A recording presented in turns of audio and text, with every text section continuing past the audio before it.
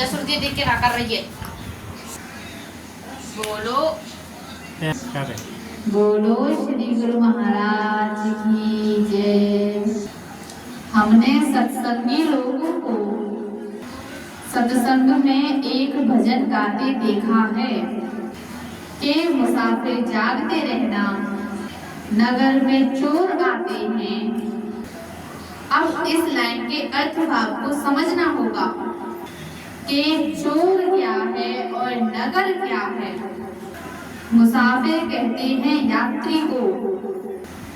मुसाफिर एक यात्री है और नगर इस यात्री के शरीर को कहा है। कोई भी मनुष्य हो उसके शरीर को नगर कहा है। और चोर किनको कहा है? चोर कहा है काम, क्रोध, मदलोभ, अहंकार को। और संसार में लोग भी चोर होते हैं। तो भजन की लाइन थी कि मुसाफिर जागते रहना, नगर में चोर आते हैं। तो श्री गुरु महाराज ने कहा कि भाई रात को चोर आते हैं और तुम जागते रहना, नहीं तो चोर तुम्हारे पशुओं को ले जाएंगे, तुम्हारे घर के माल को लूट कर ले जाएंगे। तो तुम जागते रहना। तो अज्ञानी लोगों के लिए कहा है जिनको आत्मा का ज्ञान नहीं है, क्योंकि संत महापुरुषों ने लोगों को ज्ञान का डंका बजाकर जगाया, सत्संग का डंका बजाकर जगाया। मूर्ख अज्ञानी लोग तो अज्ञान की नींद में सोए हुए हैं। तब यह लाइन गाई जाती है, मुसाफिर जागते रहना, नगर में चोर आते हैं। क्योंकि एक बहुत ही संस्कारवान, अच्छे विचार वाले पंडित जी एक गांव में रहते थे। उनके हृदय में, उनके घर में भक्ति बसी हुई थी। सुबह शाम भजन भाव करना, शाम को सत्संग करना और दिन में ज्ञान की चर्चा करने के लिए ज्ञानी ध्यानी लोग सत्संग करने आते थे। आसपास के लोग उन्हें विद्वान महापुरुष कहा करते थे कि इनके बराबर ज्ञान हमारे पास नहीं है। ये तो हमेशा ज्ञान की समाधि लगाए रहते हैं। क्योंकि जिस हृदय में भक्ति रहती है, जिस घर में भक्ति रहती है,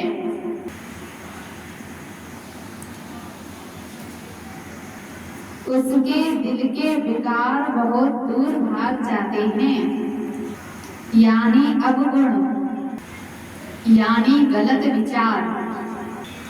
जैसे यदि घर का मालिक जाग रहा हो तो मालिक जाग रहा हो और चोर चोरी करने वाले आ जाएं और मालिक हल्ला करने लग जाएं कि चोर आ गए, तो जागते हुए मालिक को देखते हुए चोर अपनी जान बचा बचा कर भागते हैं। क्योंकि चोरों को डर होता है कि यहाँ तो पकड़े जाएंगे। ऐसे ही उस घर में जब तक भक्ति थी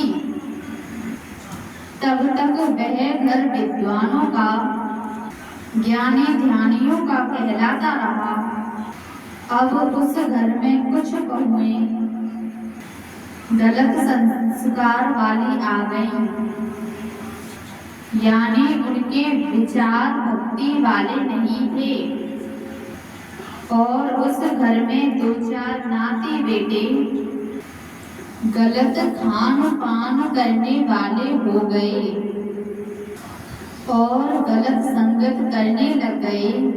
और घर की स्त्री गलत स्त्रियों को बिठाने लग गई। और घर के नाती बेटे गलत लोगों को घर पर बैठाते थे। अब तो दारू शराब भी चलता था। इन गलत विचारों के कारण उस घर को नरक बना दिया था और उस घर में से भक्ति महारानी अपने आप चली गई। तो उस लाइन का अर्थ आ गया, मुसाफिर जागते रहना, नगर में चोर आते हैं। जब ज्ञान की चर्चा होती थी, ज्ञानी लोग आते थे। अब नाती बेटे अज्ञान की नींद में सो गए, तो फिर घर में चोर आने लग गए। चोर कौन कौन से हैं? गलत संगत वाले लफंगे, गलत विचार वाली स्त्री, यही चोर हैं। अब उस घर में गलत विचारों का माहौल बनने से लोग उसमें नीच बन गए। जबकि पंडित जी ये बात कहकर गए कि इस घर में से भक्ति चली नहीं जाए, नहीं तो तुम्हारे जीवन में घोर अंधेरा हो जाएगा और तुम अपने जीवन को नरक बना लोगे। क्योंकि दारू शराब और गलत लोगों की संगत से अपने जीवन के चरित्र को खराब कर दिया तो जीवन नरक बन गया। लेकिन उस घर में एक दो बेटे पंडित जी के विचारों पर चलने वाले थे और वह और भाइयों को समझाते थे, तो वह अच्छे भाइयों की बात नहीं मानते थे। क्योंकि गलत भाइयों वालों की संख्या ज्यादा हो गई, क्योंकि गलत विचार वाले भाइयों की संख्या ज्यादा हो गई, तो एक भाई ने सोचा कि किसी घर में कीचड़ से घर गंदा कर दिया जाए, तो उसकी सफाई कीचड़ के पानी से नहीं हो सकती। उस घर की सफाई शुद्ध जल से की जाए, तब उस घर की सफाई हो सकती है। ऐसे ही घर में गलत विचार वाले भाई हो चुके हैं। तो वह एक महात्मा जी को लेकर आए और 2-4 चेले भी साथ में आए। अच्छे विचार वाले भाइयों ने कहा कि गुरु महाराज, ये घर आपका है, इसमें आप रहो।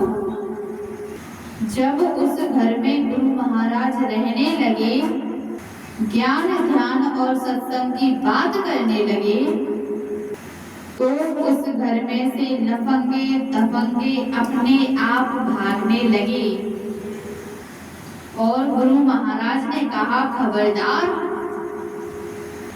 यहाँ किसी ने गलत खान पान किया, उल्टी सीधी बातें की, तो सोच लेना हम इस बात को क्या करेंगे।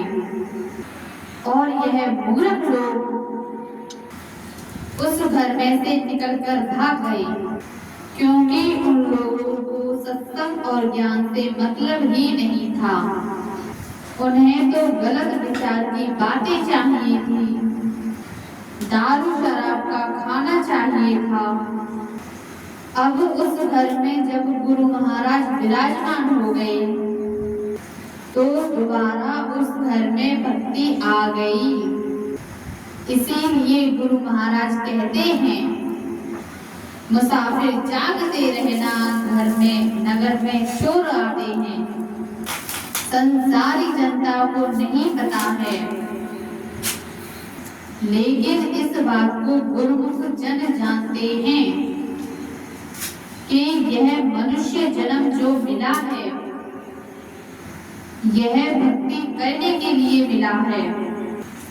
क्योंकि सच्चा सुख भक्ति में है। जब अंदर से आप साफ हो जाओगे, जब आपके अंदर विकार नहीं रहेंगे, तो आप जीवन में कहीं धोखा खाने वाले नहीं हैं।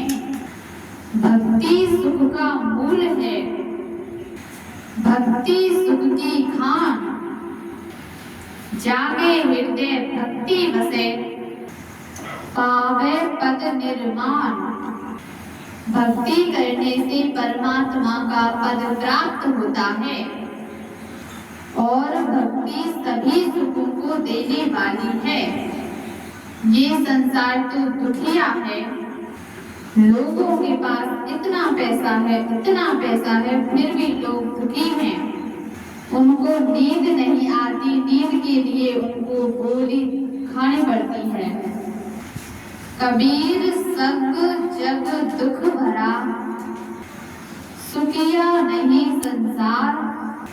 सुखिया केवल भक्त जन, जाके नाम आधार। संत कबीर साहब कहते हैं कि ये सारा संसार दुखी है। कोई तन दुखी, कोई मन दुखी, कोई धन बिन रहत उदास। थोड़े थोड़े सब दुखी, सुखी गुरु के लाल। कोई तन से दुखी है तो कोई मन से दुखी है, तो कोई धन से दुखी है। जो अपने जीवन को भक्ति में लगाते हैं उनका लोक सुखी और परलोक सुखी हो जाता है। यानी वह संसार में भी सुखी रहते हैं और मरने के बाद भी प्रशंसा होती है, यानी तारीफ होती रहती है। और आत्मा पवित्र और साफ होकर अपने मालिक से, अपने प्रीतम से जा मिलती है। जैसे समुद्र की बूंद समुद्र के पानी में मिल जाए तो वह बूंद तो वह बूंद समुद्र रूप हो जाती है। ऐसे ही आत्मा परमात्मा में मिलकर परमात्मा रूप हो जाती है। बोल श्री गुरु महाराज की जय।